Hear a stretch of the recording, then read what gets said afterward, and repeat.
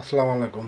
পল্লবী রূপনগরের নেতৃবৃন্দ, প্রথমে আমার পল্লবী থানা আওয়ামী লীগের সভাপতি, সার্ভের সংসদ সদস্য, গরিব দুঃখী মানুষের 16 আসনের প্রাণপ্রিয় নেতা,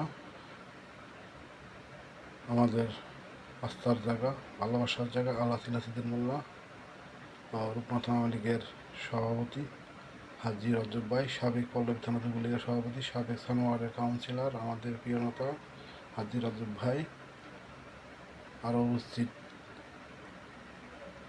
আমাদের প্রাণপ্রিয় নেতা, সাবেক মিরপুর বিশ্ববিদ্যালয়ের বিবি, সাবেক ছাত্র নেতা, বর্তমান রূপনগর আওয়ামী লীগের সাধারণ সম্পাদক, আমাদের প্রিয় নেতা সালাউদ্দিন রাবিন ভাই, আরও রূপনগর আওয়ামী লীগের সাধারণ সম্পাদক এস.এম. শাহ আলম, যুবলীগের, ছাত্রলীগের, শ্রমিক লীগের, স্বেচ্ছাসেবক লীগের, রূপনগর থানা যুবলীগ, ছাত্রলীগ, স্বেচ্ছাসেবক লীগ, সকল অঙ্গসংগঠনের নেতৃবৃন্দ, আসসালামু আলাইকুম।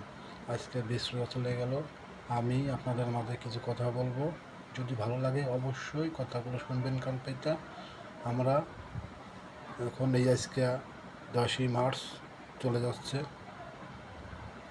সকলের কাছে অনুরোধ জানাই, আপনারা সকল দ্বিধা দ্বন্দ্ব ভুলে দিয়ে আসেন, কাঁধে কাঁধ মিলিয়ে এই জঙ্গলি জামাত এনসিপিকে, এই স্বাধীনতা বিরোধী অপশক্তিকে এই দেশের থেকে খেদাবো। প্লাস এই 16 আসনের মাটির থেকে এই জঙ্গলি আলবদল পাক বাহিনী যারা আছে, যারা পুলিশ হত্যা করছে, যুবলীগ নেতাবাড়ি হত্যা করছে, যুবলীগের নেতাকর্মী হত্যা করছে, তাদের বিরুদ্ধে আমার প্রত্যেকটা লোক সবাইকে নিয়ে এই জঙ্গলিকে এই দেশে খেদাবো, 16 আসনে খেদাবো।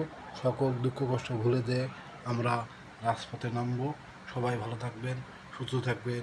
জয় বাংলা, জয় হোক 16 আসনের সকল জনগণের। আসসালামু আলাইকুম।